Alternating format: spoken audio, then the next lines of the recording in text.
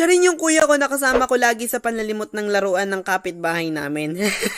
Oo, nililimot namin yung laruan ng kapitbahay namin. Noon kasi hindi kami halos mabilhan ng laruan ng nanay namin kasi dalawa kami magkapatid na elementary at 3 ang high school. So sa pagkain, pamasahe at baon pa lang nila, ubos na ang pera kaya hindi kami mabilhan noon ng laruan. Kami naman ng kuya ko, maparaan at independent na para magkaroon ng sariling laruan namin. Ops, hindi kami nagnanakaw no? Bad yun. At hindi kami nangaagaw ng laruan. Paano kami nagkakaroon? So yung kapitbahay namin kasi maraming bata sa kanila na pabaya sa kanilang mga laruan at kunting gamit lang, makikita na namin, nasa basurahan na nila. Sa may bangin. So ang ginagawa namin noon ng kuya ko, pumupunta kami sa bangin, dun sa basurahan nila at pinupulot namin yung mga laruan na itinapon at inihagis ng mga bata doon tuwing nababadmod sila. Ayun, ang ganda.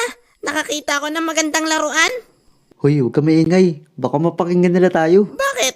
Hindi naman tayo nagnanakaw Naglilimot lang kaya tayo ng basura. Ano ka ba? Pag nakita nila nililimot natin laruan nila, babawi nila to sa atin. Ayun pa. Uy, Barbie. Ayun pa. Uy, may dinamo to sa loob.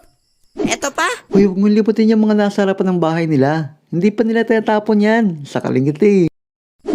Kung gusto mo yung buong video, click mo lang yung play button dyan sa baba. Bye-bye!